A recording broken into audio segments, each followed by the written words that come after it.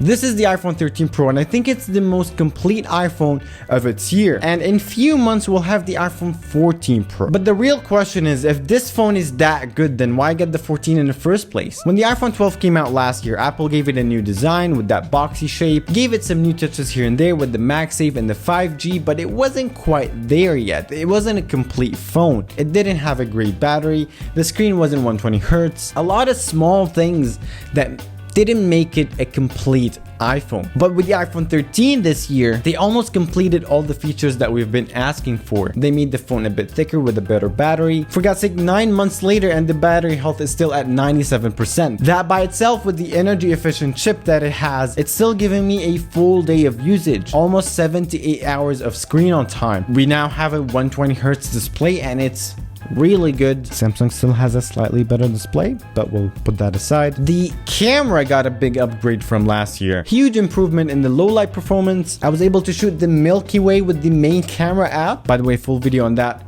link over here. Check out also my Instagram if you wanted the full photo. They kept the same design, which in my opinion is one of the best designs they've had. So the jump from the 12 to the 13 was more of a completing what the 12 didn't have. Now the 14 is coming in a few months. What we know so far that the camera is gonna get even bigger. No notch for the Pro models, but we'll have a pill-shaped camera cutout. Almost the same design from the outside. An always-on display, slightly better battery. The iPhone 14 will come out in 2 sizes. No mini size this year, but a max size instead. And as rumored, these 2 phones won't have the latest chip. Only the Pro models will. And to make it even worse, the price of the whole lineup this year will increase. It makes sense seeing what is happening in the world in terms of inflation. They'll keep the 13 lineup in the same price and put the 14 lineup in an increased price. Just like what they did with the MacBook Air, they kept the M1 model at $1,000 and started the M2 at $1,200. You can get the 13 after you see what the 14 is all about, but some might say, why even wait in the first place? A lot of websites have a lot of offers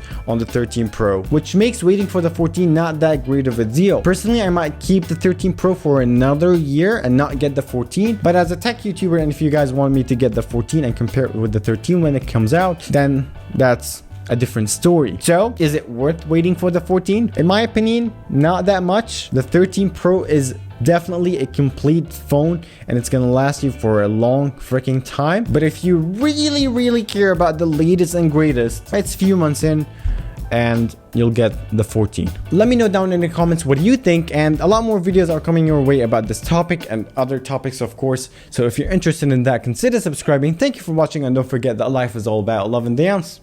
See you.